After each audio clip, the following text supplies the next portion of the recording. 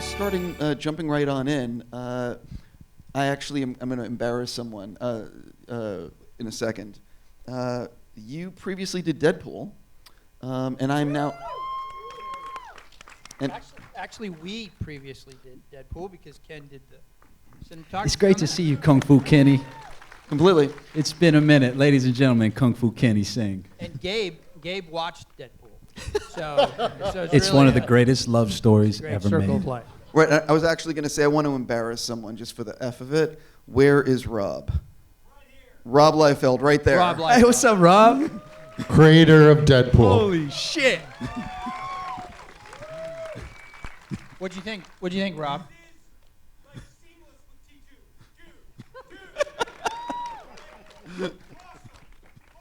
You can always count on a reserved, thoughtful reaction from Rob Liefeld. Everybody, he's known for that.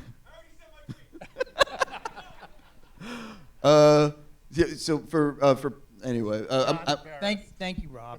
yeah. I'll come hug you after the show.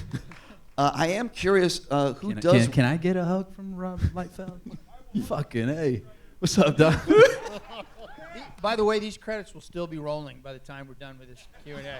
That's how many people worked on this movie. Yeah, I thought I would definitely have time to go to the bathroom, but you guys started early. Who wins in a fight between the T-800 and Deadpool? I gotta say Deadpool. I mean, because you can't kill him. I know. He's my old love, and now I have a new love. But you can't kill Deadpool. You clearly can kill the T-800 because he dies every movie. But then they'll just make more, and just make more. Exactly. Gabe, do you have a thought on this between your model of the Terminator and Deadpool? I mean, I'm kind of partial to the big man. You know, I gotta sit in his corner and cheer him on. And when one goes down, I'll just throw another one in there, and then I'll just make another one, and I'll just keep making them. So I don't know. But yeah, that's a good question. It's a good matchup. They should add him to Mortal Kombat so we can find out. What was it?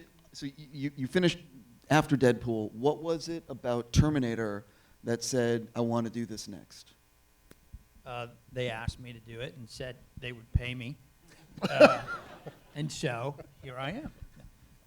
Actually, David Ellison, who runs Skydance, who controls the rights to Terminator, David actually came to a rough cut of Deadpool because he was talking about another project with me, and then we bonded in this nerd-like moment of sci-fi love of film and Terminator, and he said, you know, I fucked it up first time, and I want another chance, and would you be interested in helping? Jim Cameron wasn't attached again at that time, and one of the things I said was, well, we got to get Jim to come back and like give it the nerd stamp of approval, because otherwise, you know, how are they going to know that it's not going to suck? So you guys, you work it out that you're going to do it. I know you guys had this writer's room that where you broke down story with a number of people. Cameron was there. Can you talk about that writer's room, who was in it, and what you came up with in those weeks you were in there? Yeah, we had a few writers' rooms, and we had a novelist room. And remember, originally we were breaking story for 3 films, not because we were arrogant and assumed that, of course, everyone will pay for 3 movies. It's really just you want to have a complete story with a complete arc.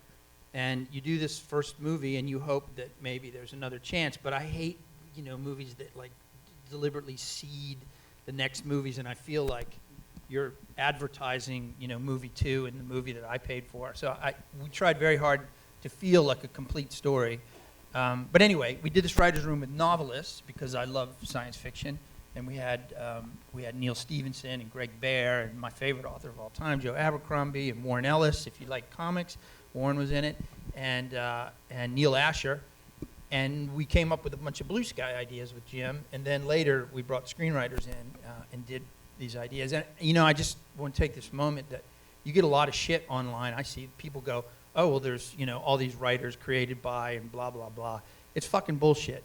A lot of people work on movies, but it doesn't mean because you might have a couple of writers, many of those writers in that list were there because of other things, for later things. And when people use that as an excuse to bag on the movie, I'll just say that, every movie has to have a singular vision, and it really doesn't matter if it's got 2 writers or 1 writer or 4 writers if somebody is driving the ship. And in this case, it was Jim and me. Anyway, I hate when people bag on it, go, well, it must suck because it's got 6 writers. What do you know? So I think for fans, one of my beefs, and man, I wasn't going to open this door, but one of my beefs with the recent Star Wars trilogy is they made 7, 8, and 9 without knowing where 8 and 9 were going when they were making 7. So I guess for you, do you know in the back of your brain, where the next 2 will, or you know what I mean? Is there that, so you have an idea of where the next 2 would go? We talked about a lot of different things in those rooms. Standalone Rev 9 picture. Yes. Just throwing that out there. It's really just going to be a bunch of beautiful shots that a cinematographer will go out and do that feel vaguely reminiscent of Terminator. Now, It's going to be just Gabe and I, 2 movies, $1 billion Will you budget. stop whispering behind the camera, Ken? Stop whispering. I'm trying to find something here. No, never mind. It's we had a a deep lot cut. of ideas. There is an arc, but once we started making this movie, it has a life of its own. It becomes its own thing, and then maybe they'll stick to the broad ideas that we had before. Maybe they won't. I don't know. Believe me, I have questions for the 2 of you, but I'm going to drill down a little bit more.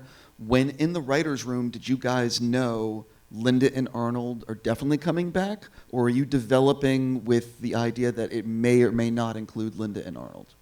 Well, you can't keep Arnold out of a Terminator movie, so we all knew he was coming back, even if we didn't want him to, of course. But of course we did.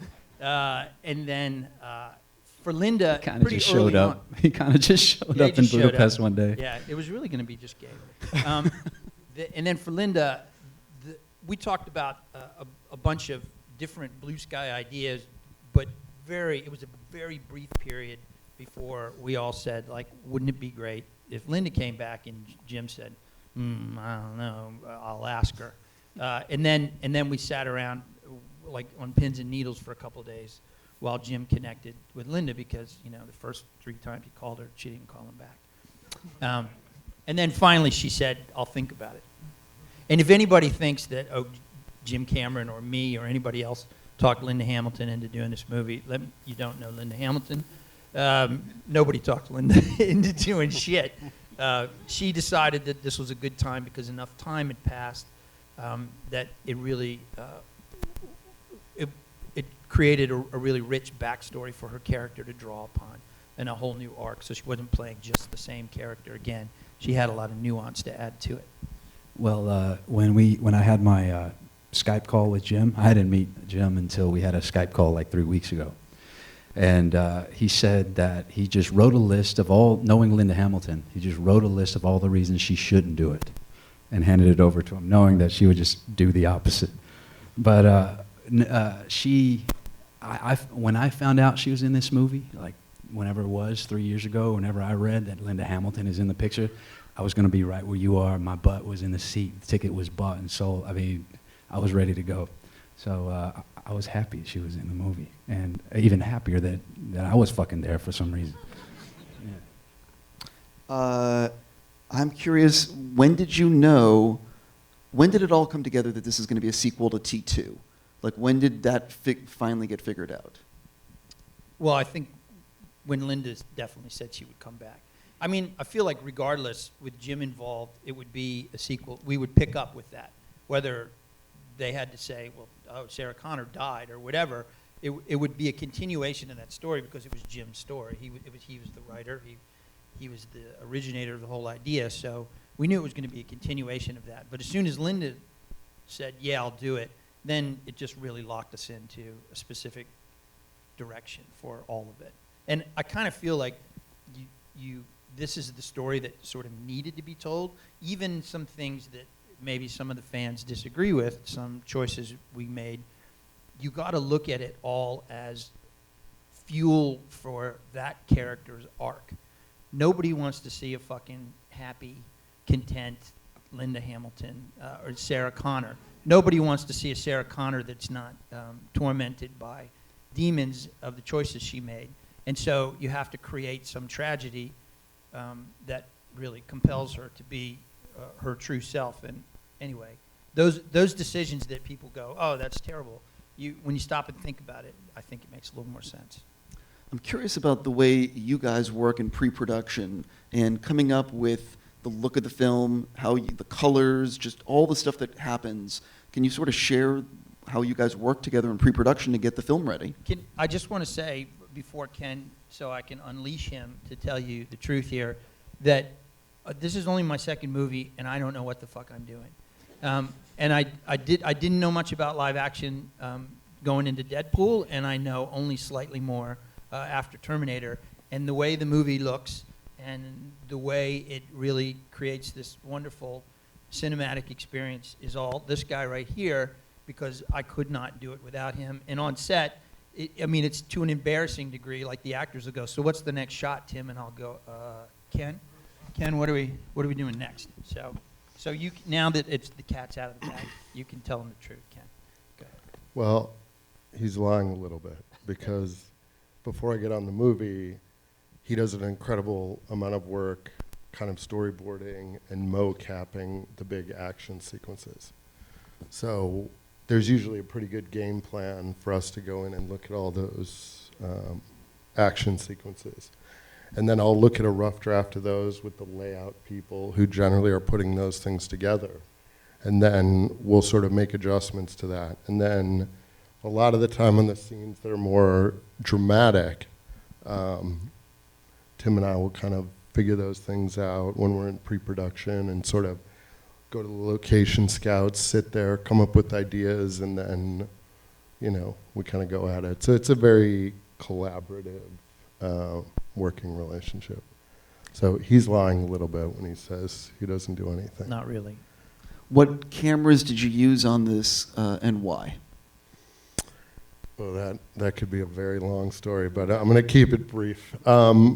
We shot on the large format Alexa, which had just come out, and one of the important things for us, gosh, this story could be deep. We originally wanted to shoot 6.5K spherical on the Alexa 65.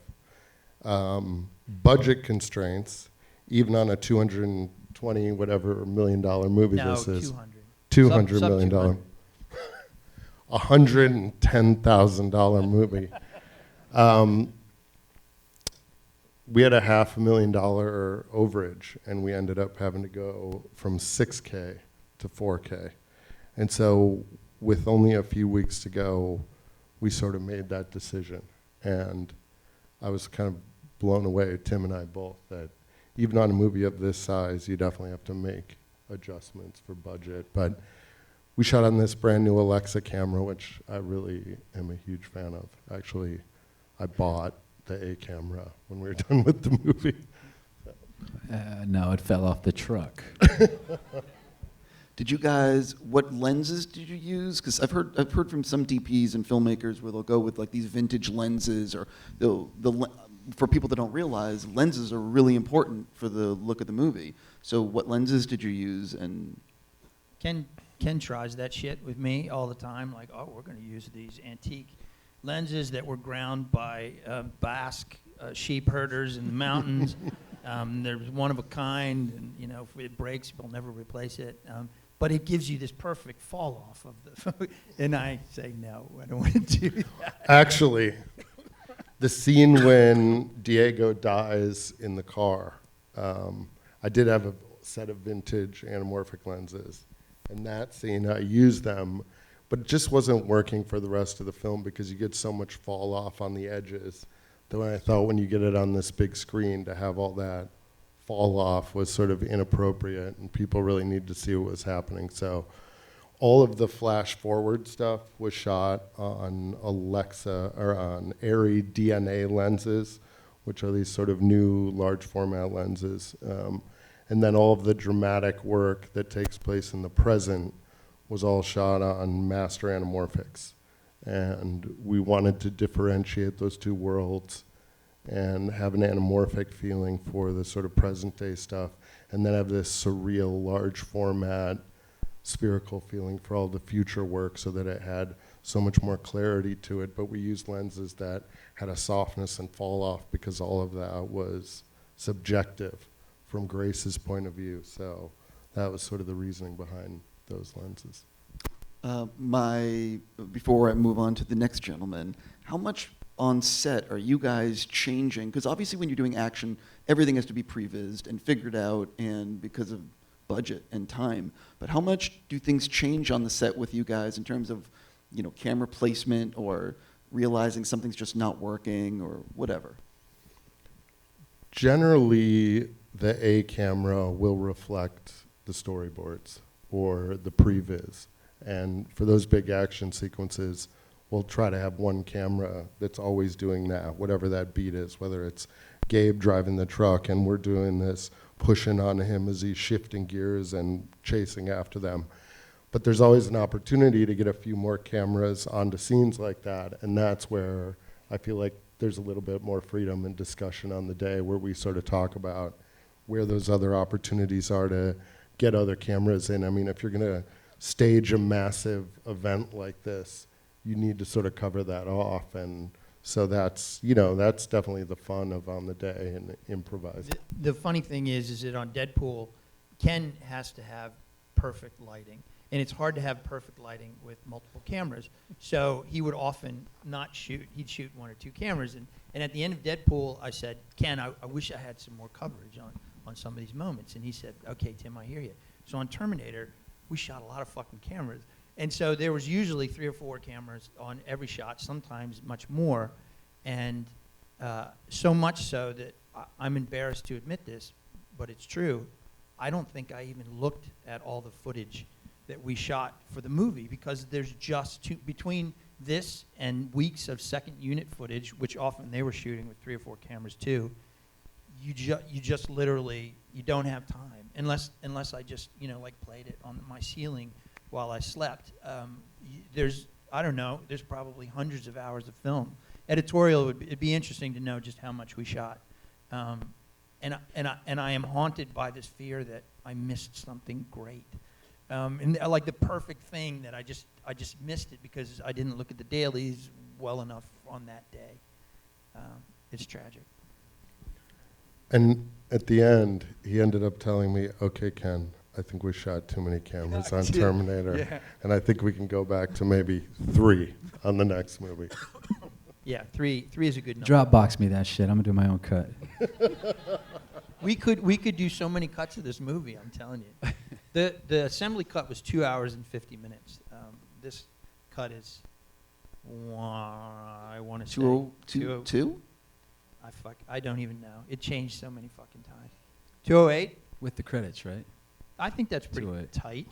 The credits are 25 minutes long. Yeah, I know, that's true. Did it feel too long, or did it feel just kind of right? I want to do a follow-up on that, but I'm curious, what is it like for you? You've been in a number of things, but this is a really big project. What is it like for you the night before you're going in for a camera test? And you know that you're really close to possibly getting this role.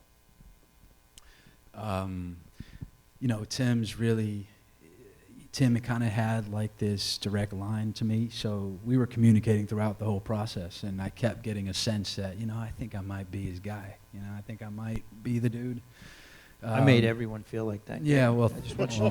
It's my special skill. It was true, so then it happened. Can't change that. It's too late. So he, eventually they were like, first I was going to do a screen test, then I wasn't, but then he's like, finally, like, Gabe, come to Blur, we're going to do a screen test. And I was like, all right.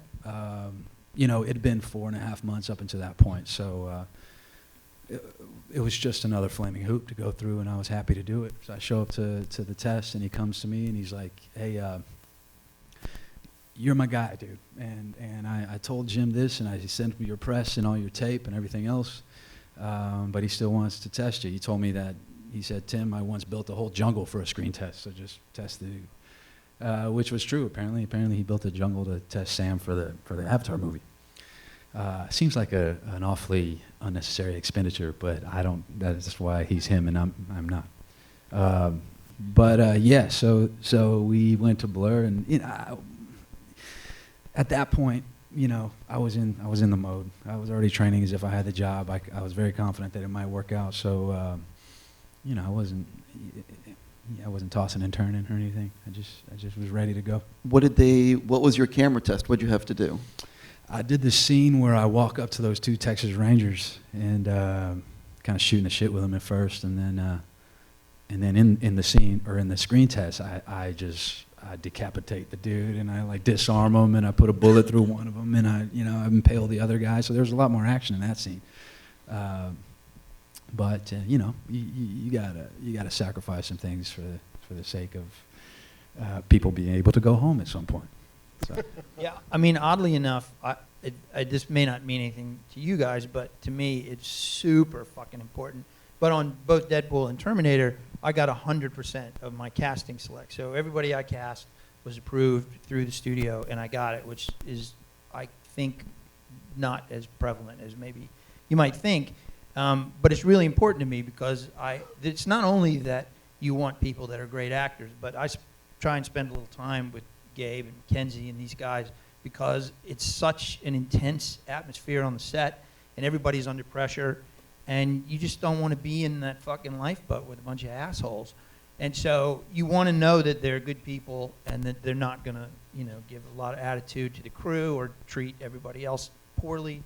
And you spend that time. So in the case with every single actor in this movie, they are all the ones I picked. But every time I would go to Jim and I would say, I think Gabe is the one. He's great. I'm happy. He's the man. And Jim would go, I'd like to see another test. I go, okay. And then, Natalia, I think she's great. She's amazing. Linda fucking loves her. I'd like to see another test. Okay, And it was just, that's, for whatever reason, he liked that new test that he saw. But yeah, and we all, by that point, we had the script in decent shape so we could actually test scenes from the movie. Unlike, we tested, Gabe's first test was, I slightly modified a scene from Collateral with Tom Cruise because he goes from sort of affable guy from out of town to stone cold killer, and Gabe can do this with his eyes. It's really sexy. I remember actually sitting in Blur Studios and Tim being like, "Come here, come here, come here. This guy's gonna be the evil Terminator. Check it out, check it out." And we all were hovered around this monitor watching the screen test, and you just got chills when you just saw Gabe just turn on that stone cold thing. And what did Fincher say? Tim went to Fincher and showed him the same thing. He's like, "What's his superpower? Freckles?" And no, I'll take it. Fincher saw whatever it was I did. That's enough. I've spoken to a lot of directors, and they say that they can often, when they first see someone, when they first walk in, they know. How long does it typically take for you when someone walks in where you're like, that's the person? Or do you actually have to see the performance and the delivery? No, I don't believe those directors when they say that. Because, you can't tell. Because there's so many things. I have kind of my own little routine, which is I usually let everybody do 3 reads, even if the first one sucks, because they took the time to learn the material and make the trek, come in. So I feel like I owe them that. But if they do those reads good, and I write the sides in such a way that there's a couple of shifts, right? It's not just straight drama. It might be drama to comedy, or there's some sort of transition. So I can see how they can make those switches because that's often difficult for actors. And then the other thing that I really care about is then I try and fuck with them. Right, so that was great. Now I want you to really feel. I want to feel like your mom just died when you read the end of this thing. And now, what about if you try it so that you feel like you're telling a joke to your best friend, and then he dies in the middle of it? Something to throw them off and see how quickly they adapt. Because if you're that person who just practiced it at home in front of the mirror for 30 minutes, or for hours and hours, and that's all you can do, then that is not great for an on-set environment where suddenly you need to react to something else that another actor is doing or direction from me. You need that Dude, you're quickness. describing acting, bro. that's Yeah, but that's you'd be what acting surprised. is. You'd be surprised how many people come in as actors who can't do it. All right. I want to go back to that first cut deleted scene thing. What's So- up, Boss Logic? I see you. All right, sorry, I saw my man's over here. Boss Logic, everyone. Incredible artist. Oh yeah, right up there. I'm curious. So the first cut you said was like 250. What was the last thing that you cut out of the movie before you picture locked, and why? The biggest thing was there's in the middle of the movie where they Mackenzie sees the drone. Grace says, "There's we got to move." After that, they moved to another rock, and they came under fire from some federales. And then we have this big run and gun where Grace is shooting federales that Gabe is sending to kill them. And she's firing back at them. And then there's a whole running fight. Linda takes out one. Grace does these really cool acrobatic moves to kill a few other, or to leg shots. Because we have a little Terminator callback there where Danny says, "I don't want anybody else dying because of me." And Grace says, "Fine, leg shots, whatever." And so that, and then there's a big... They'll live. They'll live. There's a big... we made a bigger deal of the river crossing. There was a helicopter that flew over, and Grace shoots the light out. And then they're shooting at her all the way up to the border wall. And repeatedly at screenings, the audience would go, just... And the action wasn't as cool. It felt a little more MacGyver, to be honest. And I didn't want to hear it. But finally I did. And we cut that chunk out. Yeah. How long was that chunk? About 2.5 minutes. It was good. It was the right thing to do. Is it, do you feel like with deleted scenes from this movie that you would do a quote-unquote extended cut for the Blu-ray? Or do you feel that the deleted scenes, if you release any, will just be like deleted scenes? They'll just be deleted scenes. There is no... I could do a director's cut of this movie, but I feel like only me and the actors would notice the difference, because there's just some word choices and stuff where I was overruled, but the general plot and everything, it's pretty close to my director's cut originally. There's shit like, Mackenzie says, "Come with me," or "He died for nothing." I personally would never put that in my movie because it feels like such a fucking movie line, but it's in the movie, and it's a community sport, and you have to play well with others. Well, the thing that a lot of people don't realize, though, is when you make a movie that's like $20, $30, $40 million, you have a lot more freedom than when you have a $200 million movie. You have to make a lot of people happy. There's a lot of people that paid for it. And, it's a big, big kind of a thing. Do you sort of make the deal with the devil when you take on a movie? Do you know what I mean? With that kind of a budget. Well, I think it depends. Like, if the last movie you made was $10 million and now you're making a $40 million movie, you're probably still going to have somebody up your ass the whole time, right? It may not be that much better. But I can tell you that there are a lot of cooks in the kitchen at this budget level. Thankfully, as Ken will back up, I am a fierce motherfucker, and I do not. I fight back every second to get what I want. Yeah. I'm surprised you're not just sleeping right now, because it is unbelievable. Every van ride, every day, lots of emails. It's very challenging to direct a movie of this scope and sort of keep all the balls in the air politically and just to make the movie. It's a challenge. Kudos to you. I could not do that. I agree.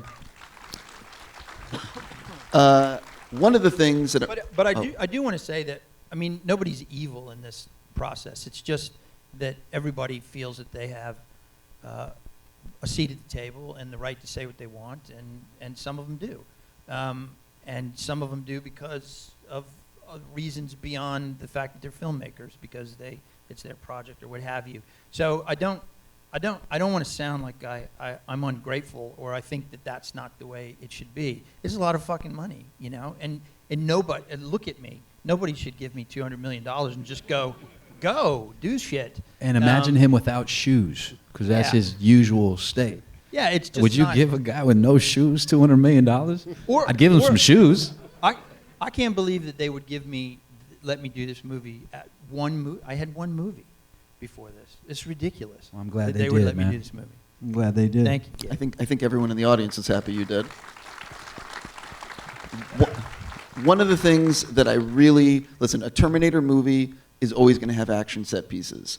The action, what I really dig about this movie is that the action is easy to follow. It makes sense. It's not loaded with like quick cuts. It's really well done action. So for the two of you, talk a little bit about crafting the action set pieces, for you designing them. And I'm curious, what was it like being a part of them on set? Because I don't think you've ever done anything on this scale and scope. And I'm just curious for you guys to talk about crafting these things.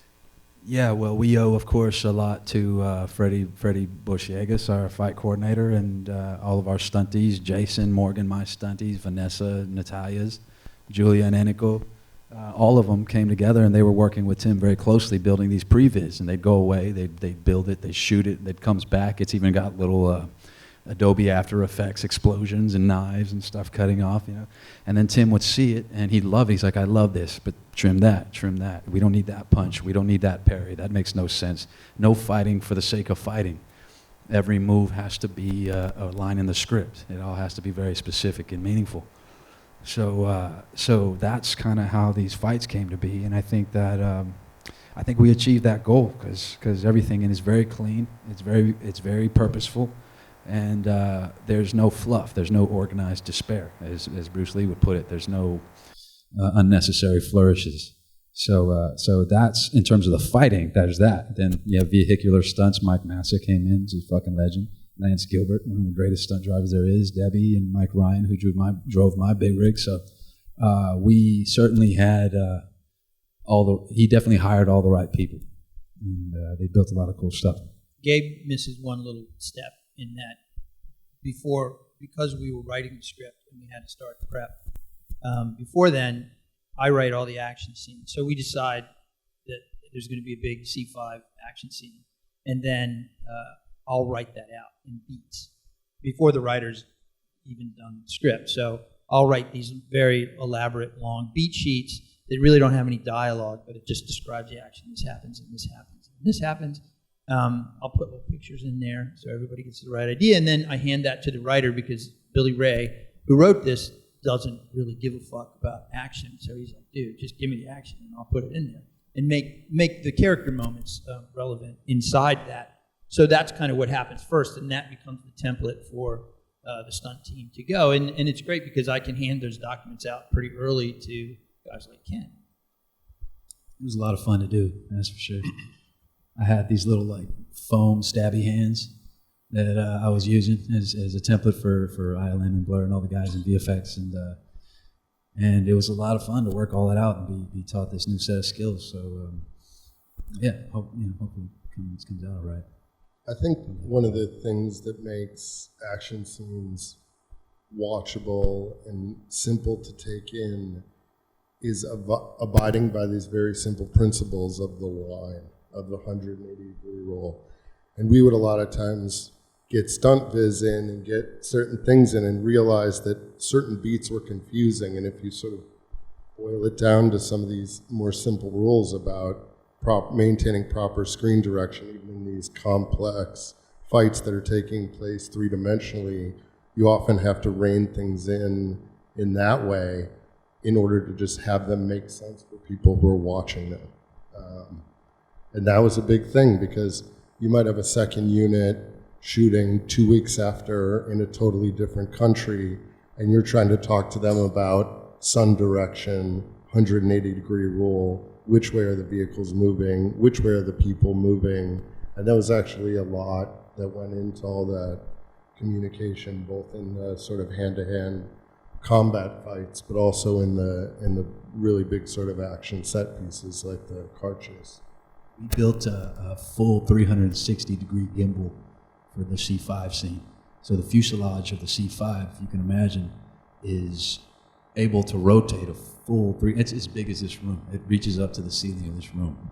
And it was just going in a full circle, like just one big, massive Jamiroquai video.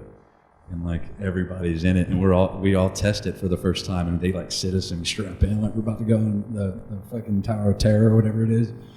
And Arnold's sitting next to me, and we all start going, all right, take it to 90. We go, we're going back. And he looks at me and goes, this is wild. It was great. Tim is known for being emotional. I'm curious for the two of you. Dude, he cried earlier. We were at the cast and crew, and he started crying. I gave him No, a I hug. didn't. I love it. Yeah, No, I you didn't. No, I didn't. You ain't got to lie, Craigs. So He has a tear duct problem, okay?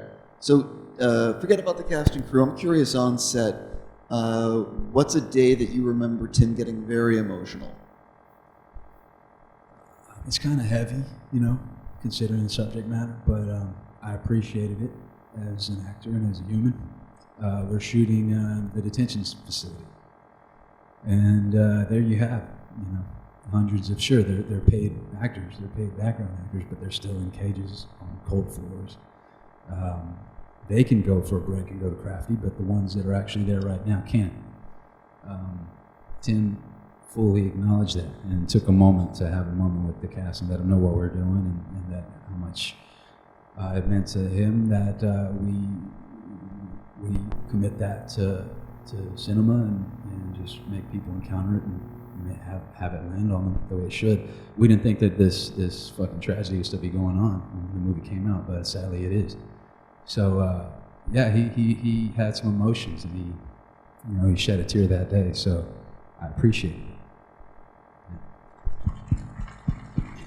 I would say that the whole crew, I get emails from crew in Spain, I get emails from crew in Budapest telling me that this is still the best film they've ever worked on from a crew standpoint, and I fully believe that comes culturally from the top in the way that Tim talks about hiring actors, crew, and that sort of filters down through the whole thing. And I think if you're going to spend 11 months, sometimes away from your family, that you better do it with an army of good people. And I think a lot of credit goes to Tim.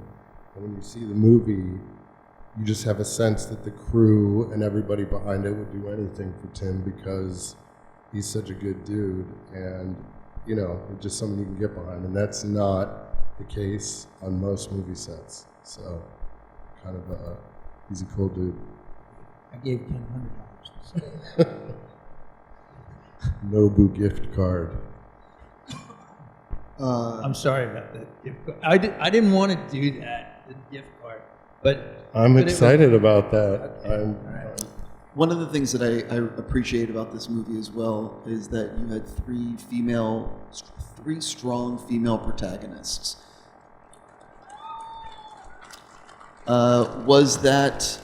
Talk a little bit about why you wanted to do that, and was it at any point hard to get it through, or do you know what I mean? Because it's an unusual thing. I mean, I think it should be in more movies, but it's an unusual thing. No, there was no pushback ever on that, and I can honestly say that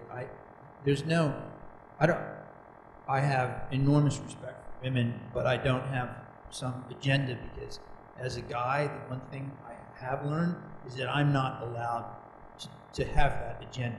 That I can do what I can, but I can't speak for women. I can't say something about being a woman or the difficulty of being a woman in a modern world. So to me, I really love what Mackenzie's saying, and she's out on the press tour, and that these are just strong characters who happen to be women. And it's not. I really like that.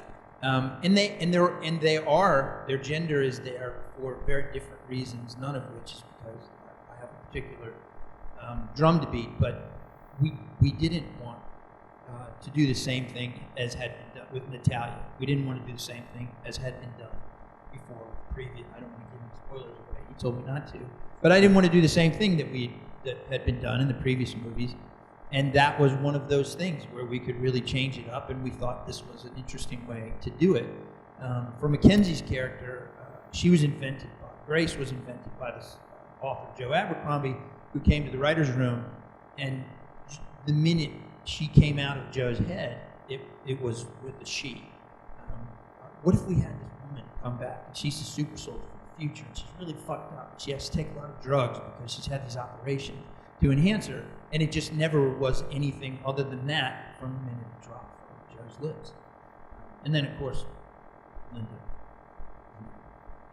She's the prototypical strong female character. So, I mean, it couldn't. I have a daughter. I love the idea that she's got someone to look to and identify in these kinds of movies. I'm very proud of that, and I want nothing more in life than for my wife to like the movie. It has so many implications on my life that none of you want to hear about. But it's true, and so it makes me happy. But nobody fought it. I mean, everybody was on board with that. It's and I too can't obviously speak towards the experience, but it was always there. It's built into the genetic code of Terminator movies. It's Sarah fucking Connor's story, and of course there's women warriors, and I think for me personally, it's just interesting to watch these creator spirits. And what would drive them to take up instruments of destruction, instruments of death, and use them. So that's an interesting story to see, just in general. Yeah, they're all pretty fucking cool, aren't they? 100%. I'm curious about Easter eggs in the movie. Is there anything that people should be looking out for? I'm going to start with that. Not a lot, because I'm not that big on that sort of game. And I think that when you look at the movie, you'll probably, half of the things where you probably say, oh, that's an homage to T2 or T1, were done unconsciously. From us trying to solve the same kind of problem. We got time travel. We have Soldiers from the Future. We have people in a car chase. There's little ones, like I wouldn't say they're Easter eggs, little plot points, like in Grace Arrival, when the time bubble pops up, the car that almost hits the time bubble is Sarah's car. And because in my little head, the backstory was Sarah was coming to kill whatever popped out of that time bubble, and if her car hadn't wrecked, she would have shot Grace in the head. Which I originally wanted to do a scene where Grace figures that out. Hey, wait a second, you were there. You want to shoot me in the fucking head? But we never did. There are the little things like that in there for sure, but not much. Sorry, nerds. I apologize. You can look for them. Maybe they're in there. Tell me. Which sequence? Often people talk about how in the editing room they'll constantly go back to a sequence and tweak it, or was there one sequence that you kept on going back to in the edit?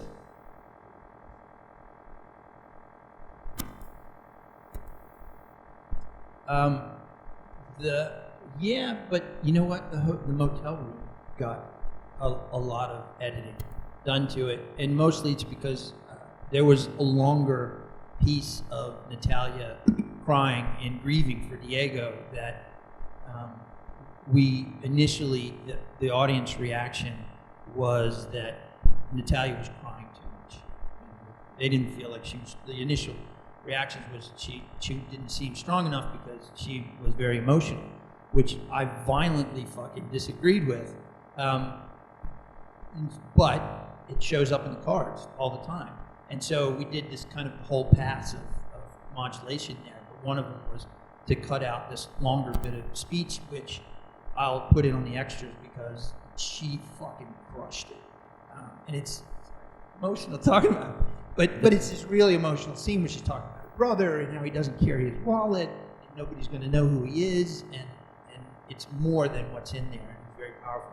And I didn't want to cut any of it. And Natalia punched me. She's a great actor. That was her audition scene. And you showed us, he showed us everything, man. He was constantly showing us stuff.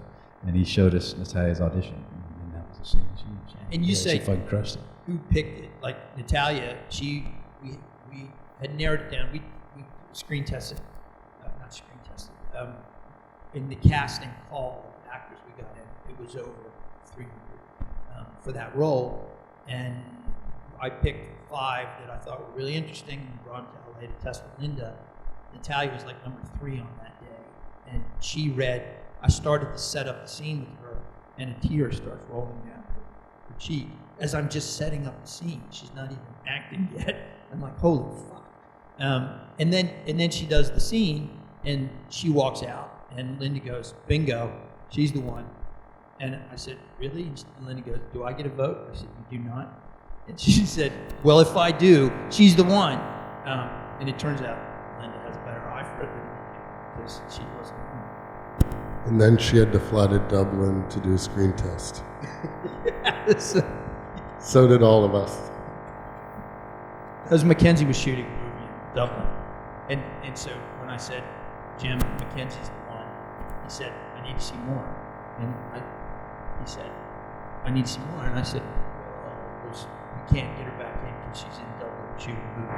And he said, so? So off we go to Dublin. You have a few scenes that take place in the future in the film. Was there ever talk about doing more stuff in the future in this movie? Is there any deleted scenes Rev from the 9 future? standalone picture. Why are we still talking about it?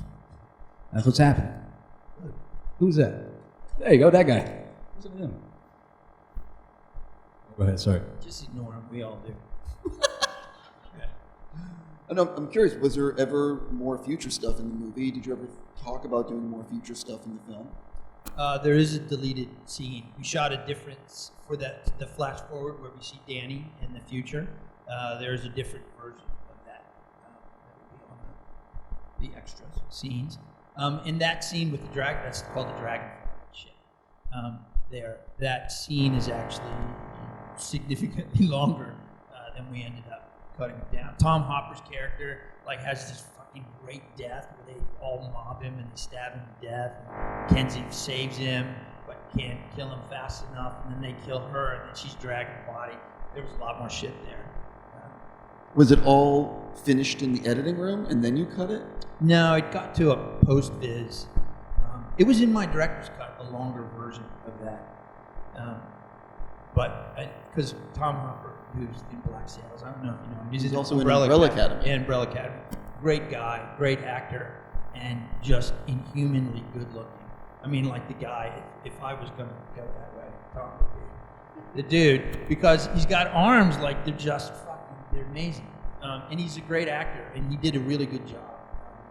And I just thought the scene was cool, but it all takes, in the end of the day, you realize as much as you like some moment or something, you are creating tapestry, and it's about these people, and that just took the focus off Mackenzie, so we had to. Opening it up to the audience, I see a question right there. I just want to say thank you guys. It's an amazing movie, and appreciate all you guys do. Gabe, I had a question for you. Sure. First off, Anything for you, man. You're going to get our movie appreciate made. it. As Latino, dude, it's really awesome to see you in these awesome badass roles, man. You killed it as Ghost Rider, you're killing it as Rev 9, man. What was it like to be a part of this universe, man? What's up to you about it? Well, I saw the first Terminator as a 9, 10-year-old. My mother was a 15-year-old widow when she had me. So, she was very young, mother. And there's a lot of cool shit she wanted to get into, and cool stuff she wanted to see. And she usually just took us along. And in this instance, that's what it was. So I've always loved this story, and it's always been one of my favorites. And then eventually I watched the original, which my cousins had, and it was like this dusty VHS sleeve, and it looked like some shit that was cursed, that if I watched it, something bad was gonna happen. And as someone who has always been just a devotee to the mythology, it was wild. I mean, waking dream. And I just did my best, man. We wanted to make a film that would sit at the table with the first two, and as we got further and further into the process, and as we started getting more and more in the can, I kept looking back, and when you stand back and you look at all the brush strokes, and I feel good. I think we got something. And then of course, Tim in editorial, ILM and all the wizards, Blur, everybody, they put the bells and whistles, and what you saw is what we have, and I'm pretty proud of it. Where's Dorian? I think right there. I wanted to ask you all, how was it working with Arnold, the original Terminator? It was great. Oh, dude, you want to take this? Or? I was gonna No, say, you're his special friend. So you talk. All y'all. Yeah, no. And it was that when we were doing the roundtable we went to Paramount, we did like a roundtable. And that was the first time I actually heard him say those words. He's like, yeah, you don't always keep people from these things, but I consider Gabe a friend. And I was like, what the fuck did he just say? Yo, roll that back. Yo, can I get that? Holy shit. No. Working with Arnold was, he just thought. He had just come off a heart surgery. And there he was with us 2 months later, working out, training, fighting. Offered his whole self to the project, and was made himself available to me to practice stunts, and of course he had a great stunt double as well, but he always kind of wanted to mix it up. We did a lot of training together at Flex Gym Budapest, and one time he just kind of walked up to me and he's like, "Look at him, look." He turned to my trainer, "Look at what you created." It's just even he always lifts you up, man. He's always encouraging you. He wants you to rise to his level so we can work as equals and try to make a good film. And even then, that was a great compliment to my trainer who I was working with, who just is a disciple of Arnold. The whole gym was a shrine to him. Paintings of him and Franco on the wall, and full endoskeletons, and pumping iron playing on a loop on the screen. And that's a lot to live up to, man. Especially, when I started, I weighed 172 pounds soaking wet, and when I ended, I was almost 190. Just because it's just a lot of, there's a lot of motivation just to be around it. We asked Arnold's team when he comes to set. Ken was a big one because Ken's worked on a lot of big movies, and you hear like these crazy requests, like I don't want that M&Ms and all that shit. And so Ken, in our first AD, said, "Look, when Arnold gets here, because we'd been shooting for quite a while. When Arnold gets here, we got to be on our fucking A game. We got to be ready to shoot. And he shows up on set. There's no fucking around." And they got me all scared.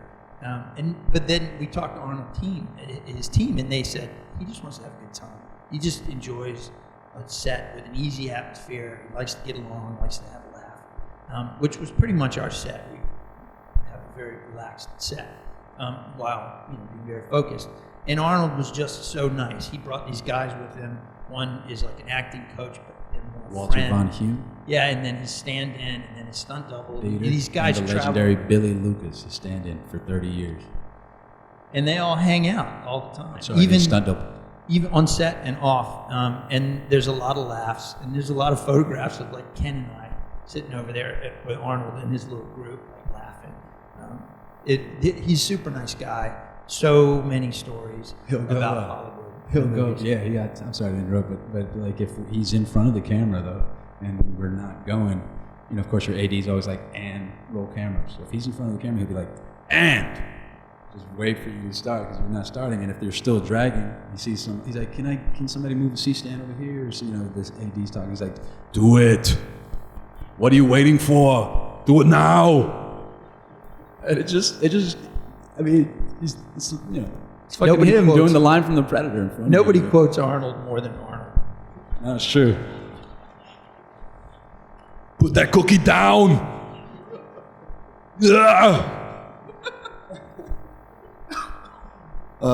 wait, right over there. He likes to say, "No monkey business." I don't know where you got it. It's funny. Hey guys, so after a couple of missteps, thank you for bringing the Terminator back. I just Thank you. want to say that. Thank you, sir. Additionally, when the next installment hits and the Rev 9 returns, do you want him to become a good guy like the T-800, or do you want him to stay a bad guy?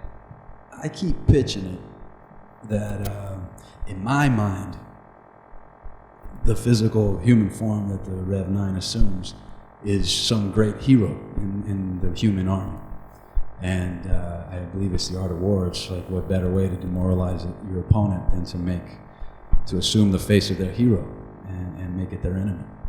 So I don't know. I just write this down, dude. Where's my guy? Write it all down. So Gabe keeps pitching that, I which I go, great. So Ken, how are we going to shoot this next shot? You know what? Until you stop ignoring me, I'm going to keep telling you.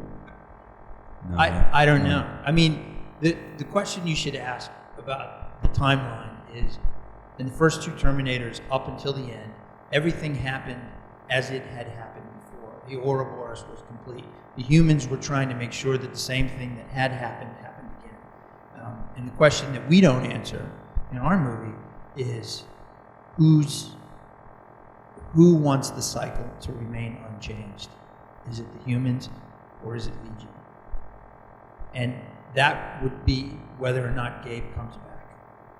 Would be who's in charge of this particular cycle, this particular eddy in time. Because there is no alternate timeline. There is only one timeline. If you make a change in the past, like the butterfly effect, it propagates forward like a wave and rewrites everything downstream or upstream, if you will. Damn, I wish you were with me today at the junket. They started asking me time travel questions and shit. I'm like, man, I don't know. You know you're fucked when they start Well, I know about time travel. Right over there. Hey, this is a question for everyone. So once this movie is successful and makes a boatload of money, and you guys have a choice of the next franchise you could work on, what would that be? I've done the Marvel thing. Now I've done the Terminator thing. Star Wars. Just been out there. Hey, boss, remember what we talked about? Draw me as some really great Star Wars character. For me, it would be Neuromancer. Because Tim's been working on it, and Tim gave me a Kindle with about 50 of his favorite books, and I've been chipping away at them, and that is just, that would be the ultimate, I think. Also, I'm trying to work out something to do Love, Death, and Robots with Tim. Yeah. I've been playing in other people's sandboxes for a while. It would be nice to make my own sandbox. And by that, I don't mean create my own. I don't want to write some new thing. There's just so many great books, like Ken mentions Neuromancer. There's these great stories out there that I feel like Hollywood ignores for some reason. And the best thing about my 15 minutes of fame from Deadpool was that people would actually listen to me when I said, hey, this is cool. Hey, we should be doing this. So I used that to set up some books that I really love, and they could be franchises, of course. But that's what I would like to do next. I think we have. Good. I think we have time for a few more questions. Hey, thank you guys very much. So my question for you was, as an audience member, we sit here and watch this, and we take from it the entertainment or the story or whatever we get from it. But from you guys, filmmakers' perspective, you're seeing something that you've been working on for years, possibly going through hell to shoot some of these scenes, or get them. I'm sure there's some very cold, wet nights shooting some of that stuff. So I know, Ken just got to see it for the first time tonight. I'm just curious, as the artist who made it, when you sit here and watch it, is there anything you see and reflect upon looking back that was particularly meaningful or impactful to you, or that just it's something you're particularly proud of in the film, other than the whole thing as a whole? I think it's a massive learning experience to go and spend a year of your life working on a project like this. There's so many politics and so many logistical elements, and trying to balance the idea of being, able to react and think on your feet and make something intuitive and important, and balance that against this sort of massive logistical elephant that's very hard to direct into different directions. And I think it's a challenging experience, and I feel really fortunate that I've had it, and I think moving forward, I've learned a lot about, you know, putting on that elephant again, sort of, you know, taking away some new ideas and, you know, just trying to be more efficient with doing that. I don't know if that really answered your question, but that's has been spinning. He asked you up what you here. were proud of, which should be a lot, because you kicked ass, Kung Fu Kenny. Who's next? Well, Oh, sorry, shit. I'll just say that the Oh, Tim's talking again. yeah, I'll keep it short. I'm proud of the whole experience. I mean, it really I don't want anybody to think that we're not the luckiest fucking people in the world to get to do this, but there's a lot of things that could throw it off the tracks. We all know this because you just said thanks for making a good one. We know that everybody starts out with the intention of making a good movie, and it just often doesn't happen. So I'm very proud that, you know what Frosty said the first time he saw the movie, his praise was, okay, you didn't wreck the Ferrari. And I was like, oh, well, thanks. But he means that in a good way, because it is often so easy for this shit to go wrong. And look, there's stuff there that I watch every time that I wish I could do. I could do it again. I know there's a better movie that Ken shot that I put up on the screen there. I know there's so many things that could be better, but I'm very proud of what's up there. And more importantly, I'm proud when I hear from the crew that it was one of the best movies they ever worked on. It was one of the best experiences I ever had. And I got to tell you, the best thing about doing a movie with 3 female leads is that they bring this warmth to the set that is different from this male energy all the time. And it's so nice to get a hug from Linda Hamilton every day that it makes the whole experience kind of worthwhile. That's a great answer. And getting emotional, no less. Where's Dorian?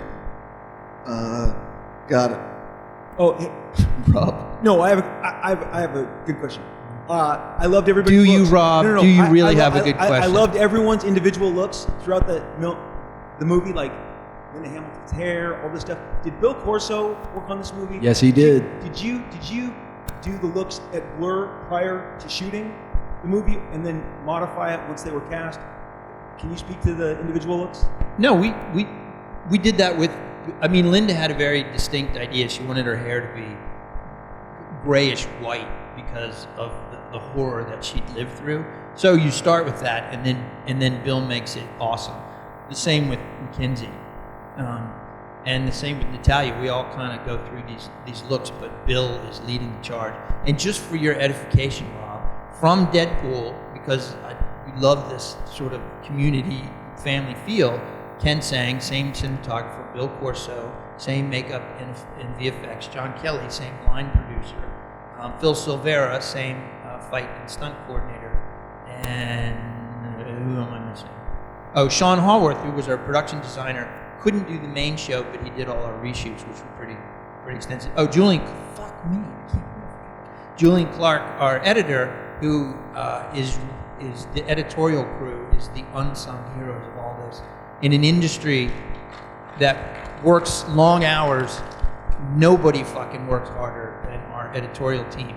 It was so great as a filmmaker because Julian was so fast and our whole editorial crew was so on it that whatever we shot the previous day, because of the time difference, we would see a cut of, and a solid cut of the next day, which is such a comfort because you realize that you didn't fuck it up. And if you did fuck it up, often you're on the same set and we could go pick up a shot or something else that would fix our fuck up. And they're amazing. And you spend so much time with these people, and everybody says it. There's, the script, there's the movie you shoot, and then there's the movie you make an editorial, but it's very true. And along the way, if you're open to it, all these people bring so much to the process. People, the director gets the spotlight, but it's completely unfair. I think we'll do one, although I almost want to end on that question. I'll do one more. Where's Dorian? One last question back there. Hi, I just want to say that was some of the best de-aging effects I've ever seen on film. It was I agree. really amazing. It didn't have uncanny valley or anything like that. But I did want to ask, if it doesn't step in boundaries, it was kind of mentioned that Skynet sent a bunch of T-800s to kill John from a future that never happens. Does that kind of leave the door open for possibly Arnold coming back in future installments, maybe Arnold popping back again? Your Freudian slip was funny where you said Skydance sent him. I'm sorry. Skynet, yeah, sorry. Well, we called these other T-800 slow bullets. So Skynet sent a bunch of them. Sarah's got a longer piece of dialogue in the car than is actually in the movie. She references killing 2 of them. In the longer version of that scene, she mentions killing some, and then it happened again and again. So I think there could be more out there. How old are they? Depends on when they came, because I think it's like the shotgun effect through time, where Skynet was just shooting Terminators back through time, hoping that one of them would be successful. So yeah, sure. I don't know if. But Arnold he can just do what he did on this one, which was literally just show up in Budapest, and there he is. I think I talked to Cameron before the movie came out, and he said something to the effect of, "Let's see how this movie does." And Arnold, we'll see. He made it seem like Arnold could easily come back, or it could also be that Arnold doesn't come back. It all depends on a lot of stuff. But he definitely said that. There's so many ways. I thought Arnold. Maybe I'm goofy, but I thought he looked so good in this movie. So He should grow the beard back, powerful. right? Yeah, he should definitely. My grow the grandma beard thinks he should. She's like, Beard he should grow the beard back. He Beard looks was really very handsome. nice. But I think he looked great and he felt powerful. But there's no world in which he couldn't. I mean, even if he got too old to do the action things, you could say, well, Sarah caught up with him and dropped the building on him and damaged him so he doesn't, he's broken, and he could keep doing it for as long as he's got breath in his body. He's showing no signs of stopping, man. No way. That guy's incredible. He already said, "Tim, what are we doing in the next movie?" Yep. And I said King Conan. Wait, are we? Okay, we'll do one last one. Here we go. I love your T-shirt. Thank you. Stand up for stunts. Stand up for stunts. Yes. So I have a question for Tim. Tim, I think I caught the second unit director and stunt coordinator's credit unusually placed above the cast, and I was wondering if that was a choice or if it was just a happenstance. And then also, for everybody, do you guys think that stunts or action design should be recognized at the Oscars? The first Absolutely. question, I'll answer the easy one. Of course it should be. I don't have any control over these things, but the stunt teams bring so much to the party that it cannot be underestimated. I work as closely with them as I do any person on the whole production team, aside from maybe Ken. And you cannot deny that it is an art form. But to answer your first question, nothing in the credits are happenstance. They are heavily lawyered and agented so that everybody knows where they're going. Why Phil's credit was there versus somewhere else, I have no idea, because honestly, I could not give a fuck about credits. They could have put my credit at the end of the movie and I wouldn't give a shit, because I figured that whoever's going to give me the next job knows where to find me. They're not going to get it off the screen. On that note, I want to thank you guys so much for doing the Q&A. Thanks, Frost Man. And one last thing, for anyone, there's a lot of choices out there. If you enjoyed the movie, please talk about it online. Hashtag it Terminator Dark Fate. If you're going to talk about this screening, if you took any pictures, please hashtag. This weekend is just us and Marty's movie, and that comes out on Netflix in 3 weeks. So go see No, the but Terminator. Joker's the problem.